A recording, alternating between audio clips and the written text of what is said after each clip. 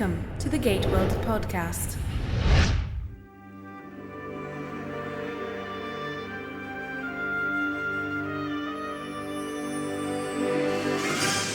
Welcome to episode 150 of the GateWorld podcast.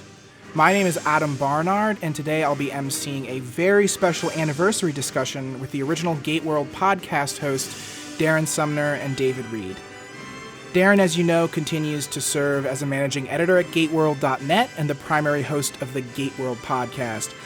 But David has actually since graduated the ranks of GateWorld and moved on to become a content creator and consultant at MGM Stargate Command, working in official capacity for the Stargate franchise. He also hosts Dialing Home and the official Stargate podcast, and he's been really busy being the voice of the fans and creating really exciting content specifically for the fans in this new era of Stargate. On a really quick personal note, it's really cool to be a part of this discussion because I actually grew up listening to this podcast at length in middle school and high school. Whenever I would go to the bike ride or go to the gym, I would pop in my headphones and listen to these guys discuss the latest Stargate Atlantis or Stargate Universe episode.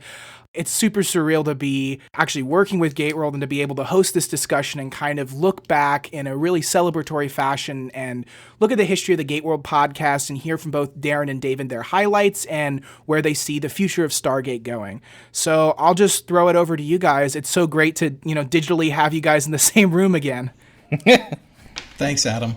It's good to be here. It's a very, very formal introduction. I mean, I appreciate the stuff that you said. We're usually more off the wall than that, but thank you. It's good to be back. Yeah, it's great to have David back because, Adam, you and I have been doing podcasts for about a year now since we got the Origins news announced in 2017, and we finally had some active Stargate productions to talk about again. But now Stargate is maybe turning a corner. GateWorld is sort of turning a corner in the sense that GateWorld's in its 20th year now. It's kind of ridiculous to hear you say that you grew up listening to us, but the site really is that old, and you know what? The podcast itself is 10 years old, and it's fun to be able to kind of hand things off to the next generation. Not that we're going anywhere, but we're glad to have you here. I'm still hoping to have you stay around for the podcast too. We can't have a hard reboot. We got to have at least one of the podcast founders stay with the show. So I'm going to try to hold on to you as long as I possibly can. Yeah, we'll do the soft reboot for a while. You know what people don't know at this point is that Adam has been a GateWorld contributor now for a couple of years. And Adam, you just got yourself a promotion. Adam is now officially a GateWorld editor. Congratulations. I did, yeah. It kind of surprised me with that. It's been really fun because I'm getting to the stage where I can start to shepherd guest contributors in the way that you kind of, opened up the opportunity for me to come write the Stargate's Legacy column and do that video a couple years ago. So now I'm kind of at the stage where I'm starting to reaching out to people who I know have a history with the franchise or the franchise has really impacted or changed their life and saying, here, come, do what I did, do what David did, do what Darren did, write for the site and share your story and kind of keep that Stargate community going, which I think always made our pastime with the other three shows really special. So that's kind of what I'm hoping to do as I'm taking on more of a role with GateWorld. Yeah, you've done a lot of great work. People have been reading your stuff on GateWorld for a long time. They've been watching your videos. You're making more and more stuff now for the YouTube channel. But you're also starting to edit the work of others. And we've invited a lot of people to contribute their Stargate story, to tell us about how the show has impacted them and their lives. We started this with Sarah Carroll a few weeks ago. We've got John Cannon up on the site now and other stuff coming soon. Way cool. So I guess to start off, we're going to go back about, I think, a decade to the beginning of the GateWorld podcast. And I just want to hear the story for people who don't know, and even myself. I think I need a refresher course in how this came about and what the first few episodes were like. So Darren or David, just take us back and tell us why you started the podcast and how you guys learned to find your voice, even when podcasting wasn't a big thing and, you guys were just a fan site. You didn't kind of have the infrastructure for like a radio show. How did you make it happen? Podcast wasn't even really caught on yet in terms of a phrase. I was wanting to, or a term. I was wanting to come up with something else for it. I wanted to call it like a puddle commentary or something, but I'm glad we stuck with it. Darren actually was the one who came to me with the idea. I don't want to take too much away from him, but he was wanting to strengthen his voice among some other things. He always said he has a voice for print. I think he would probably still think that, but wanted to strengthen his verbal jousting skills, and I think that was one of the things that the podcast was one of the things that really assisted him in doing that. Yeah, oh man, go back 100 episodes, go back 150 episodes to when we started, and it was a voice for print. But still kind of is. Well, we can't all be David Reeds. Oh, I think my voice is ridiculously. No, I've come a long way in 10 years for sure, not just because of podcasting, but because my career has taken me into doing more teaching and more public speaking. And I knew that I was going that way 10 years ago. Yeah. So I wanted the podcast to kind of help, give me a place to exercise that. And David, when you started the podcast, weren't you actually working in radio? No, I had been gone for a few years. So you had some experience in that sense. I had 6 years of experience as a DJ. I started just before September 11th and finished in early 2007. And it largely steered the direction of my life. I didn't know what I would want to do when I went into college. And I started the radio gig just before my senior year of high school. By the time that my high school days were over, I knew that I wanted to pursue mass communication and media, which that was my major, and then my minor was journalism. And so a month after that, a couple of days after my graduation from college, I then got picked up by Cheyenne Mountain Entertainment, which developed Stargate Worlds, and that was literally 2 days after I graduated. Wow. And that was December of 06, and by February of 07, I was done with the radio station and working for them. And a few months after I had left Cheyenne in the fall of 08 or summer of 08, somewhere around there, that's when we started doing the podcast. So it was really great to be getting back into a kind of radio environment, because it's to a large degree, it's still my heart and soul. And I love the medium. I love audiobooks. Audible is like one of my favorite things on this earth, and podcasts along with that. There's just so much content. Mm-hmm. You can't, even on the subjects that you like to listen to, you can't listen to it all. You have to pick and choose, It's like if you're a fan of superhero television shows, if that's the only thing you watched and you dedicated yourself to watching one or two every single day, you still wouldn't have time for anything else. And the fact that, people still tune into the podcast, 10 years after we started this whole thing, is still it blows me away. Absolutely blows me away. Yeah. I'll tell you, the way that new features and new content came up on GateWorld over the years is still kind of how it works. Is one of us comes up with an idea and goes to the other one and says, basically, I dare you to make this happen. And so summer of 2008, I was getting interested in podcasts. I was getting aware of the universe that was out there. I was starting to listen to TV-based podcasts. I think at the time I was listening to a Lost podcast that was behind the scenes of Lost, each and every week from the creators, from the writers' room or something like that.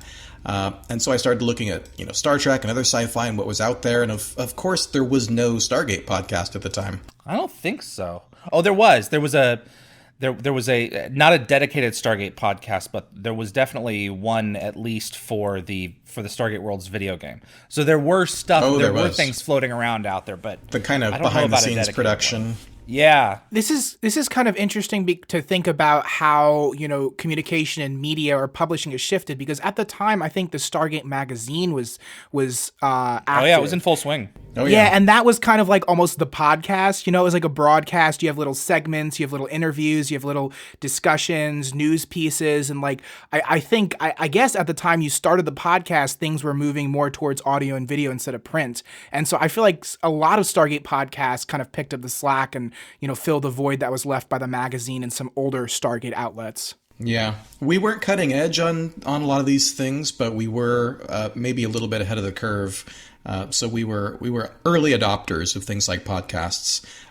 It was just in time for Stargate Atlantis season 5 to start. So our first show was Search and Rescue, the season premiere. That was episode 1, or that was the first episode that we covered? Yeah, July 15th, 2008. That was episode 1 of the podcast. Yeah.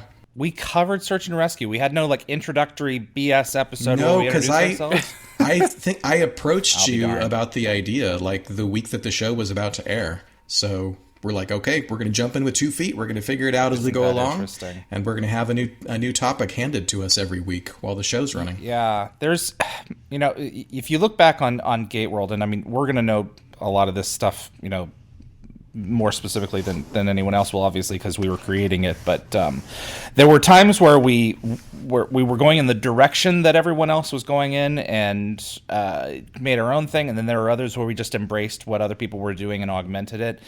Like GateWorld Play, we didn't want to integrate into YouTube originally because YouTube was still very young. I think YouTube was only 1 or 2 years old, so it wasn't set out to, Google hadn't bought it, I don't think, so it wasn't the predominant thing that it was oh, let's go ahead and connect to this. And the other one that I remember very vividly was when we were developing the second version of the website, Wikipedia wasn't that big a thing yet, and so we decided not to integrate it into a wiki, and both of those things we have now kind of done. I mean, I know you guys use, is it Playwire or something like that for the website for videos, but you still heavily use YouTube as well. Yeah, we're active on YouTube as well, and one of the main reasons we've gotten active on YouTube this year is because, man, the audience there is so huge, right? There's 1 billion pairs of eyes over there. So there's people who will see our stuff on YouTube who have never heard of GateWorld, and they'll get introduced to the fan community that way. David, any favorite podcast memories from all the years that we did it? There were so many that we did. I know that there was an episode that I think Diana Botsford and I did where, we had been going along talking about all of our frustrations of the show. We were pretty transparent about being able to critique Stargate, both the good, the bad, and the ugly. And that didn't. Not everyone loved that because a lot of us. A lot of people out there considered us kind of like a publishing arm of the franchise. And there was an episode that we did that I think Darren was off that week for one reason or another. And Diana Botsford came in and did it with me. I think that the title is Reasons We're Thankful or Reasons We Have to Be Grateful. And it was for Stargate, and the show was, I think Atlantis or Universe were still going at that point. And it was just such a refreshing perspective to take specifically an episode aside to go, wow, look at how much this franchise has given us, and it's not really something that you really think of because when you listen to one of our shows, you're going to hear our review of the episode, what we thought, you're going to hear, our point scale that we each of us assigned to the episode at the end, and then we had a quibble section about inconsistencies and everything else. It was just so cool to go in and spend an episode. Yeah, that was fun. I reflecting on. Yeah, the quibbles were fun. That was a good segment. I remember that. Yeah. You guys continued that through SGU, didn't you? Yeah, we did. Had a few minute segment at the end of every episode.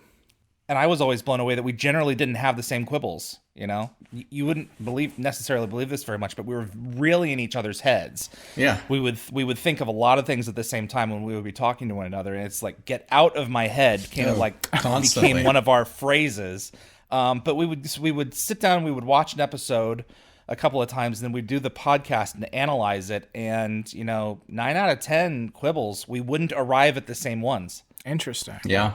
And these things were mythology based, they were science, technical based, mechanics of the franchise, rules that were established and where they'd bend them, inconsistencies. Still one of my favorite parts of the podcast. Well, I think, David, you come from you have a very encyclopedic knowledge of the franchise, so you might even have a more science-based mind. That's Darren's fault. Basically, you have a higher standard for different elements of the show. That's why you don't have the same quibbles. Yeah, that's probably true. Well, I mean, that could be. My jam was always the show's mythology. Yeah, and Darren assigned the Omnipedia to me, and that's the only reason that I have the the knowledge for it to this day is because I committed it to long-term memory, rewatching it and writing Right. person, place, or thing on every single episode. Yeah, I think like just from a listener's perspective, going back of it when I was very young, I really appreciated how much you guys were willing to have really substantive discussions. You weren't trying to be funny, or you weren't trying to be really critical just to tear things apart and find the issues. The Quibbles was a lighthearted segment. It was something that was fun. Like, it's an addendum. It's not the discussion. And like, as a fan at the time who spent so much time on the forum and so much time reading all this ancillary content, to actually sit down and listen to people talk about Stargate who aren't, Brad or Rob or the actors, it made fandom so much more real.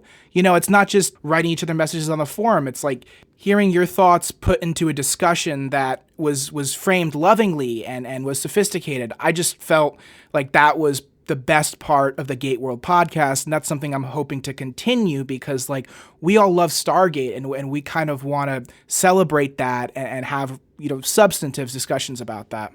I think a big portion of it is just because science fiction has meant something to both of us immensely, and it's not just flashy and pretty girls. It's much more of well, that made me think.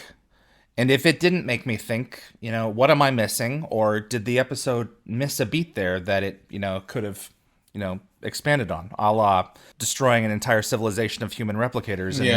And I was really about to. Oh, that was a big one of ours. The same thing. Get out of my head. See? Get out of my head. Yeah, it's science fiction. We love it so much because it makes us think, because it's hugely entertaining, but it entertains every part of us, right? Our minds as well as our eyeballs.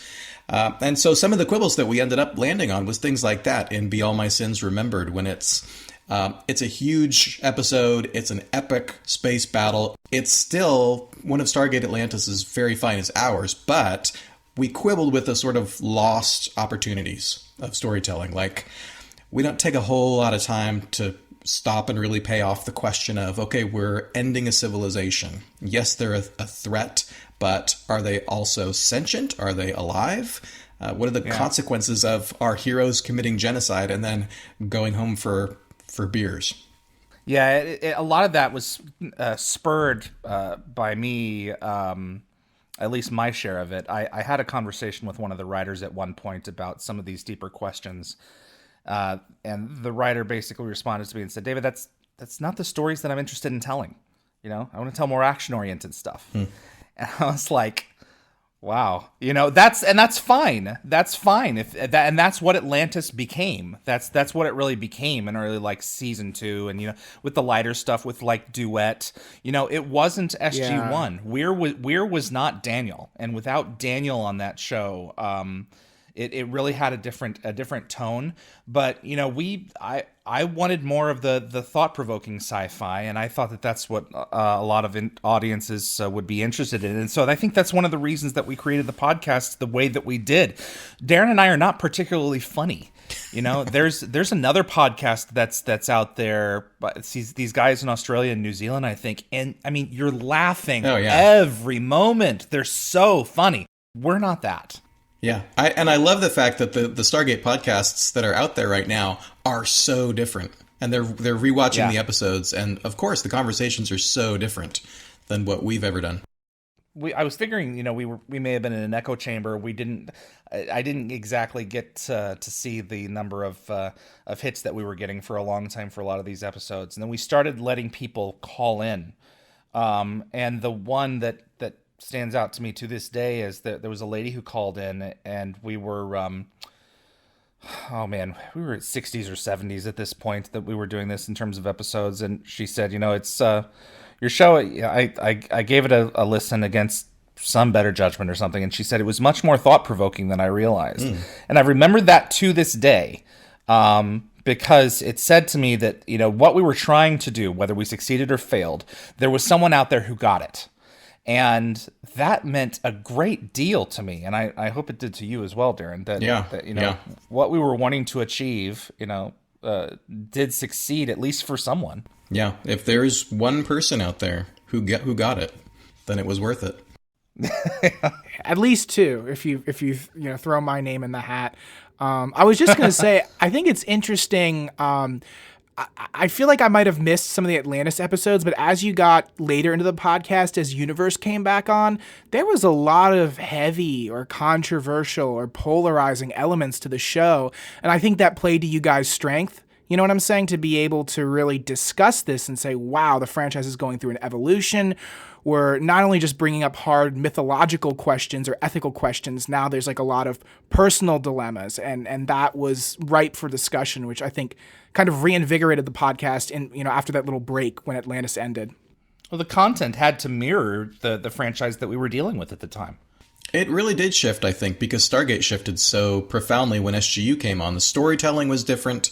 It attracted a different group of fans, and so I imagine the podcast listening base shifted as well. But I remember we had, in that span of time between Atlantis and the start of Universe in the fall of 2009, we were having conversations about what we wanted Universe to be, what we were looking for in a third show, something that was a little different, that was a little darker, a little more dramatic.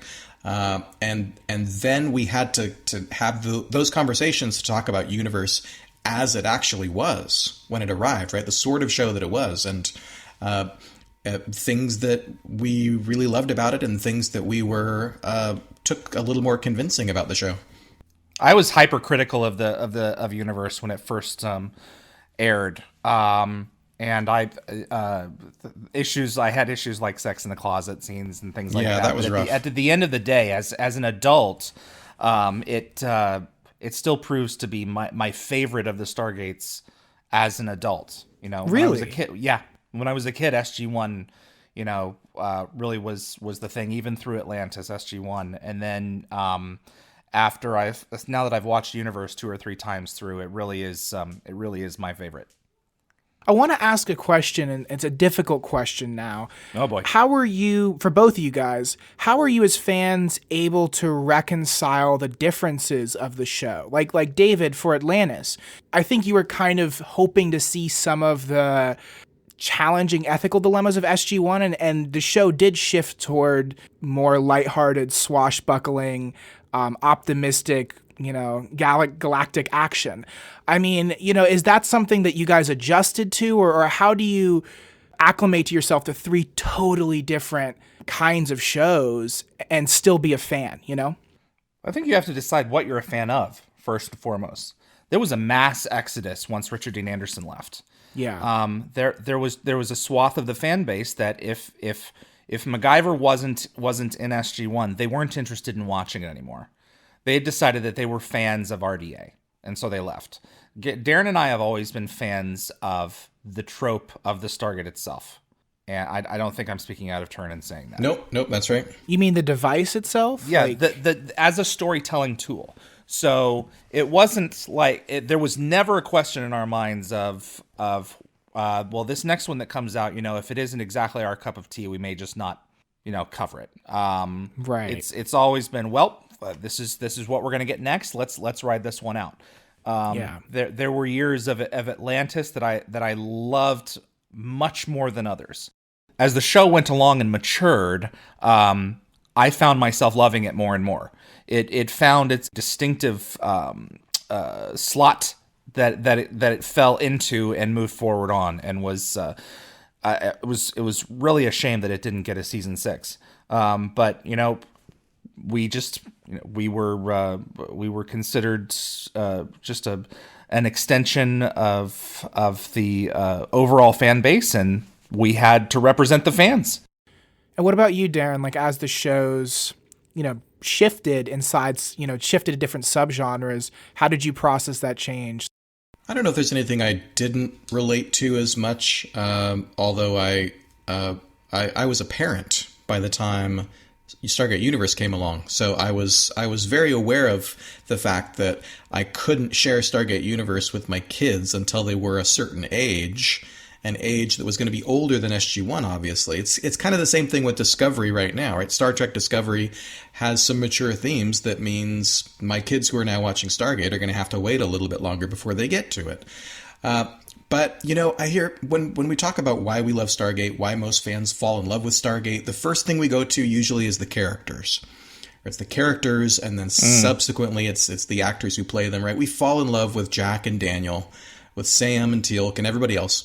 But for me, it was the characters, and then it was the universe that they inhabit. It was the mythology. It was the gate, the principle of the gate, and then it was the GateWorld, and it was the Asgard, and it was the Tok'ra, and it was the Tolan. It was the fabric of the universe that was slowly unfurled over the course of many, many seasons. So, when we got to Atlantis, what I loved about Atlantis was all the points of connection to the show's mythology, to the established world that I knew and loved. When we got to Universe, I was just aching every single episode to see the gate, right? And to see the gate spin and somebody to walk through it to another planet, because that was the point of connection with what I loved about Stargate. And I think the first 10 episodes were so heavily rooted in just survival and kind of personal agendas and personal conflict. Oh, SGU, yeah. Yeah, for Stargate Universe. And that was like a huge point of contention because, like, if you think about it, you had to wait like 8 months or 10 months before you really got to the classic Stargate action, just in terms of the airing schedule of sci-fi, because the first 10 episodes come and then there's like a 5-month break. So that was just there was a lot of growing pains in the fandom during that era. And I was there to experience it firsthand. Yeah, and we've talked about this on the podcast. What a big difference it might have made for some people, at least, if they had stuck to the original schedule and had Space air as the mid-season finale instead of Justice, because that was the first episode. Space was the first episode that was, it was aliens, it was visual effects, it was an antagonist that was outside of the ship itself. Yeah, and you have to understand that. I mean, they had 40 episodes out of the gate. We didn't know this. The general fan base didn't. That was the agreement that Sci-Fi made with the studio and Bridge, and it changed the nature of the velocity of it. We can Monday morning quarterback for till the end of time about it, and Brad Wright is going to be talking with us a little bit more about that in an interview that I did with him for Stargate Command. But again, there's a lot to look back on and a lot to be thankful for. So I want to throw you guys another question. For all 3 series, is there an overlooked episode or an episode that really resonated with you that isn't kind of in the fan pantheon of Stargate excellence? I don't know about not in the pantheon of Stargate excellence, but one that I haven't taken a look at the pantheon lately.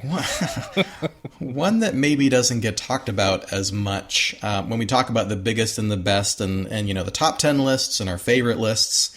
You know what? I came up with this question and told Adam to ask us, but you know what? Tangent was the one that I already had decided Seriously? to talk about. Yeah. Because it's... Oh my God. There are 214 some odd episodes, and he picks the one that I've already mentioned. Crying out loud. It's just this beautiful little bottle episode, right? With Teal'c and Jack stuck in a death glider. And it's just like you say, it's the sort of story that we can't do much after season 4, season 5.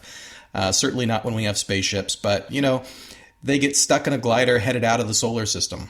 And it's, it becomes a problem of astrophysics. It becomes a problem of communication delay as the signal has to go back and forth between the Death Glider and Earth. And then we got to go find Jacob because Jacob's got a ship and we got to convince him to come help us. And it's a race to get there before they run out of air. That's a fantastic episode. It's full of humor and it's set in a really specific era in Stargate history. If I had to pick one for SG1 besides something like that, and it will give you a clue as to, it'll make sense as to what resonates with me because I've kind of mentioned it, already in terms of the greater meaning and everything else. It'd probably be The Other Side from season 4 also. Season 4, I think, in large regards, is my favorite season of SG1. It was just, everything was hitting on all cylinders. Joe and Paul were brand new there, and they were very fresh. It had a great series of guest stars, most notably Renee Auberjonois. It had a great concept where we're about to complete our standing orders, which is to secure technology to defend ourselves. But at what overall cost. It has a great Daniel episode where, the title in itself has 2 or 3 layers of subtext that basically says it all. And it has struggle within the team. Jack and Daniel really, it's an episode that has those 2 characters at their best. I think it's a terrific episode because it makes us stop and ask, the bigger questions. If we can get everything that we want, in our to fulfill our standing orders, and all we have to do is give heavy water to another alien civilization, does it matter what war they're fighting? And Daniel posits that it does, Yeah. And once Jack witnesses the bigotry against Teal'c, that opens his eyes, and he's right there with Daniel at that point forward. Yeah. That's all it takes is for him to see that. And it's episodes like that are tremendous. It's a great pick, and it's episodes like that you get to the end with Jack standing on the ramp, ordering the iris closed, and Alar splatting against the iris, trying to escape. It's endings like that science fiction is at its best when it makes us stop and ask, what would I do?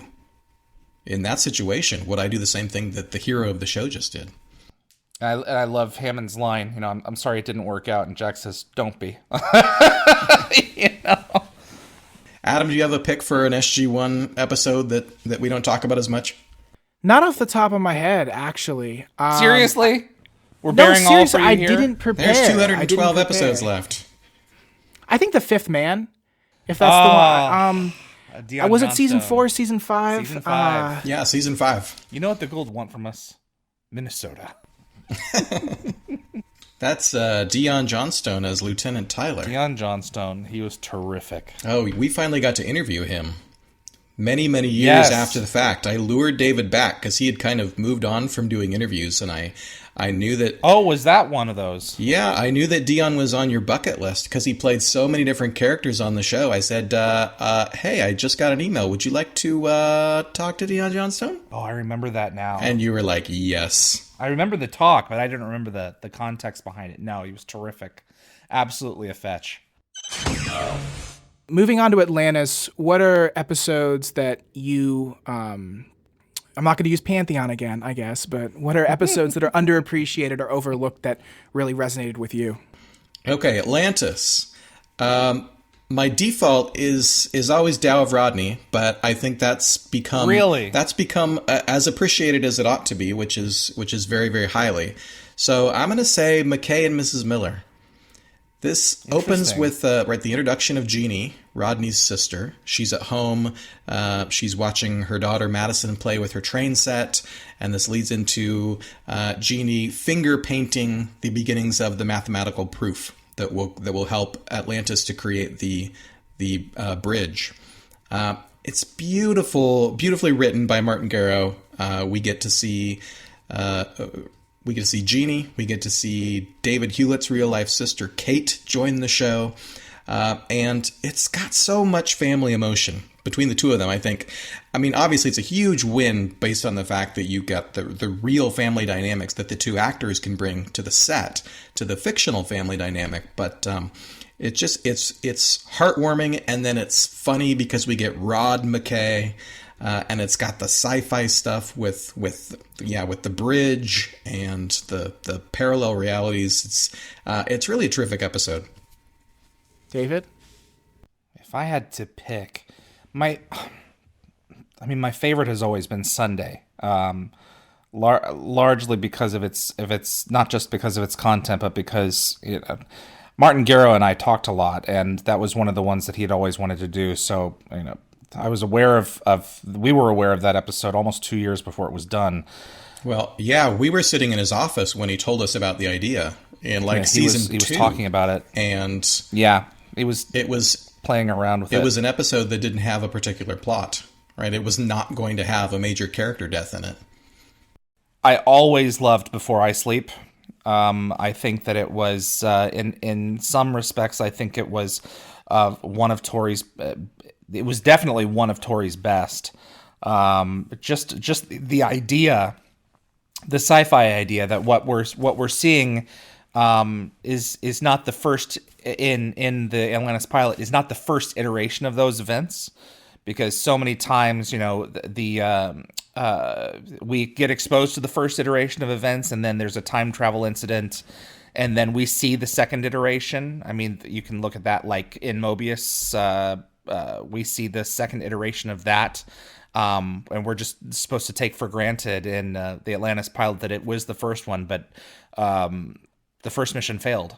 And then there's a great time travel story. They introduce Janus to us, and his one of the most significant ancients to the franchise. His briefcase, his ancient briefcase with the with his database is actually in my closet. It's one of my favorite pieces in my collection. It's just it's a strong, solid, show, and it really showed the potential of where Atlantis could go. Well, for me, I think in terms of Atlantis episodes or an Atlantis episode, it would be season 2's The Intruder. Okay. I especially love the ending with the F-302s. Whenever there's an F-302 on screen, I always like the episode more. It kind of just tapped into our character's ability to problem solve, and also emphasizing how vulnerable Atlantis was, how new they were to the Pegasus, and how much they've gotten in over their heads with the Wraith. It kept the stakes real. It was dark. I mean, people died, not main characters, but there was a really disturbing death of a scientist early on. It had those rich thriller elements that I always love when they come up in Stargate, and I think the writers did it way better than they realized throughout the show, actually. Yeah, that was a solid story. And that was one of the first times that we really saw an F-302 in action outside of Lost City. You're right. We really hadn't gotten a dogfight sequence like that before, and that came about later in episodes like Daedalus Variations, but that was a terrific episode in many respects.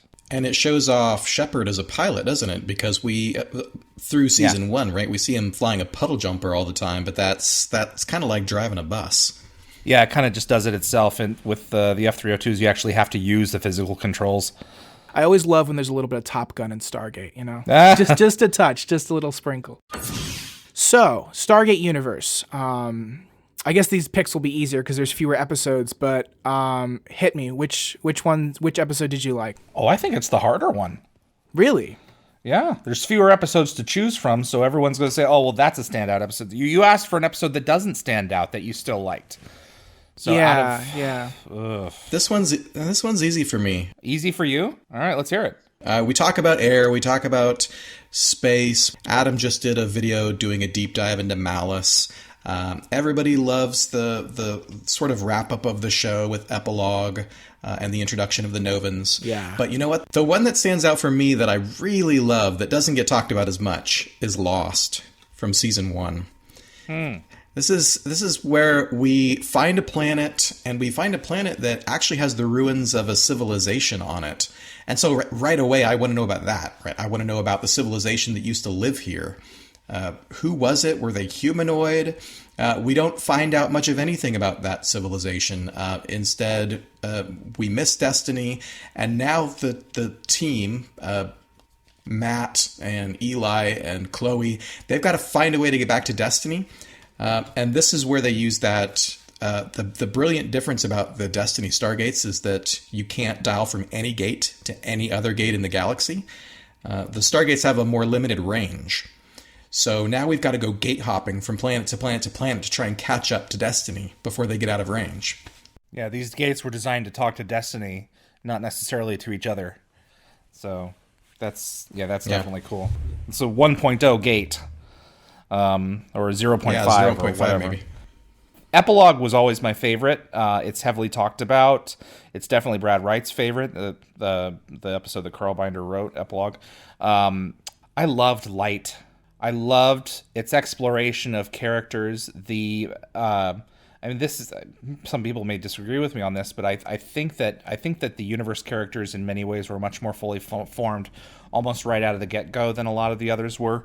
Certainly more than SG-1. SG-1, like Carter took a while to really find her, a little bit longer to find her identity, and but a lot of the the SGU characters are just they're fully formed in that episode, in those quiet scenes when they're accepting their fates, either in the shuttle or on board the ship. And then the big reversal of the discovery that Destiny is actually doing what it normally does. It is largely my favorite in many respects because of Joel's score for that episode. Joel Goldsmith, when that shuttle is leaving, it's a great piece of music. And I've said this repeatedly. I think Joel's best work is in universe, and that episode just really makes it happen. Adam, you have 38 left. So in terms of my favorite episode, this one's easy, and it's always been one of my favorites from Universe, and no one seems to like it, but it's Water.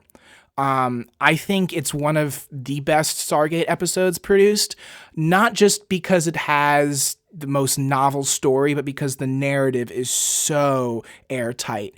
I mean, you have the drama unfolding on the planet where Scott gets trapped in the crevice, and you learn so much about Scott and Young. Then you also have Eli causing havoc on the ship because of his immaturity. And there's a crisis in the Destiny because of those, I don't want to call them, I guess, the bugs or the microscopic organisms from Air Part 3 that the made Dust it onto Devil the ship. life Yeah, form. the Dust Devil.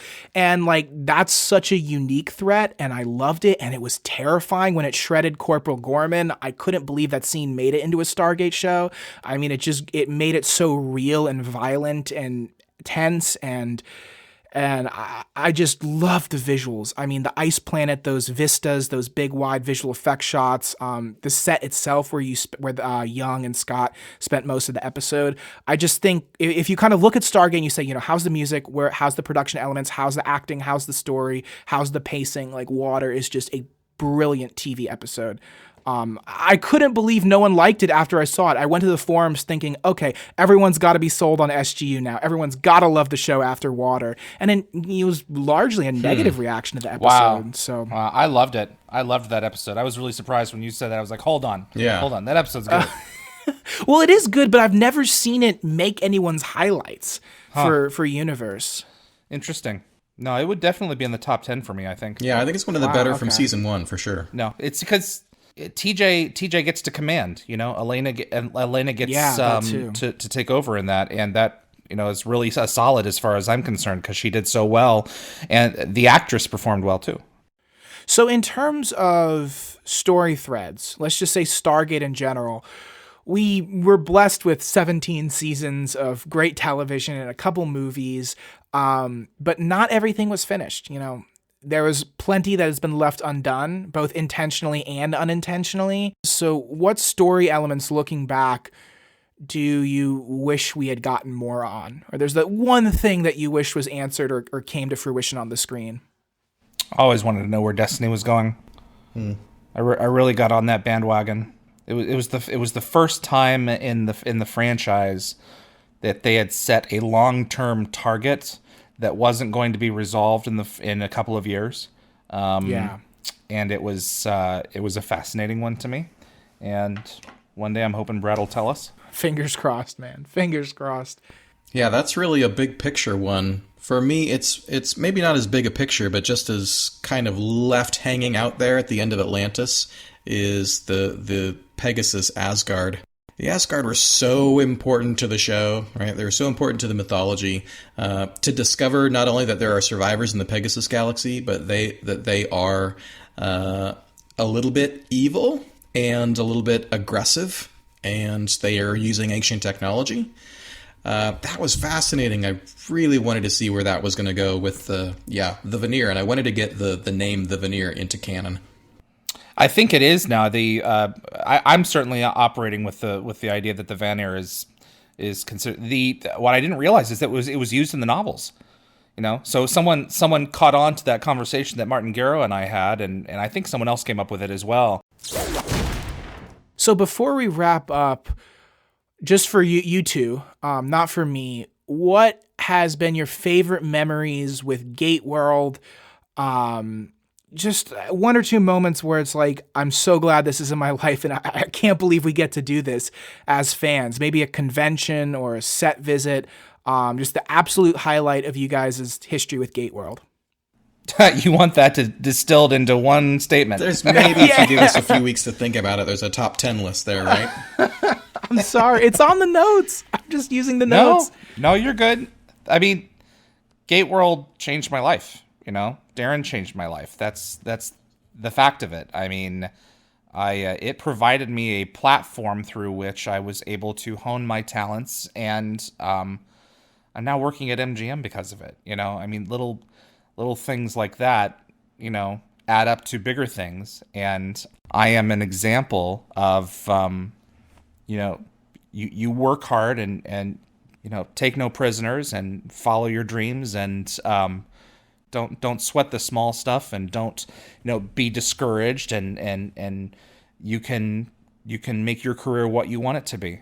And it takes time as well. Like you spent many long hours and many years, cultivating this kind of experience, and even just expanding your knowledge base of Stargate, Yeah, I was essentially an intern on GateWorld for years before I was ever paid a cent, and that wasn't why I was doing it, but it eventually got to a point where, time became money for me, and I was fortunate to have a job at a radio station where I could spin discs and in the meantime write in the Omnipedia, and so that was a huge plus. Darren? I guess we had so many incredible opportunities to visit the set and meet the actors face to face and hang out in the green rooms with them and at conventions, and to meet other Stargate fans from all over the world, and to make friendships with people that you spend every month, every week, in some cases every day, talking to people, and then you get to see them at a convention, right? You get to hang out with them. So many joys, so many awesome memories, so many fun GateWorld dinners that we had in Vancouver over the years. But what really sticks out to me when I think back on those years was my first time visiting the set. My first time was in 2004. Atlantis was shooting, but it hadn't premiered yet. This was in April of 2004. And so I got to see the sets. I got to see the Gatrium. And I got to talk with David Hewlett and Tori Higginson and others before some of their characters before Stargate fans had even met Tori's version of Elizabeth Weir. And so what that reminds me of is the great fortune that we had at GateWorld over the years is to end up sort of being ambassadors of fandom to the show, right? In some cases, we were the first fans that the cast met. And we could kind of begin the process of, welcoming them and encouraging them before anybody had even seen their work on screen yet. We could be Stargate fans to them. That was a great privilege to me. And it was one of those things that we never took for granted, that we were doing. But it's also nothing that we ever said, okay, we have to be on our best behavior because of X, Y, and Z for this, or we are examples of the people who will be watching the show. I don't think we've ever mentioned that until now, really. It's just something that we did. It's something that, we knew we were in a privileged position to be. And we certainly weren't the other ones. Folks like Thomasina Gibson, were Stargate fans like that, went to the set and did those kinds of things. Yeah, absolutely. Much earlier than we did. Darren said at one point, he's been working on Stargate longer than the Brad Wrights and Robert Coopers that were working on Stargate at this point. So a form of it in a categorically different way, but yeah, it blows my mind that it's now 19 years of my life. It's most of my adult life I've been doing this, and a decade of the podcast. At this point, the podcast has been around longer than it hasn't in terms of GateWorld, right? Yeah, 2008 till present. I think you and I, Darren, have talked about how GateWorld's primary directive is to kind of preserve the legacy of Stargate in a written and visual fashion. Yep. We kind of did it with the Omnipedia, or with some of the video entries, like the debrief entries or the analysis entries or the interviews. And I think, for me at least, I've only been with the podcast for 5 or 6 episodes, but just the 145 episodes that came before me are so vital to preserving kind of those moments in time of fandom, how you felt when Atlantis was in its final seasons and started to evolve, and what it was like for Universe to come on air, and then having all those retrospectives of discussing entire seasons. I just think personally for me, like there's so much value in that. Yeah. And I'm glad that we get to celebrate that because like I'm saying, like it's not just a bunch of posts in the forum. It's like we're hearing someone's voice and we're listening to thoughts that are parallel to our own or maybe are opposed to our own. And we learn something new because we disagree with something you guys say on the podcast. So like, it's just so cool to have reached this milestone, I think, to have the GateWorld podcast be at 150. I really hope that the podcast serves that place. It's because, I really think of GateWorld in large measure as a repository of Stargate history. It's the history of the internal Stargate universe, right? That's through the episode guide, and it's through the Omnipedia and other parts of the site.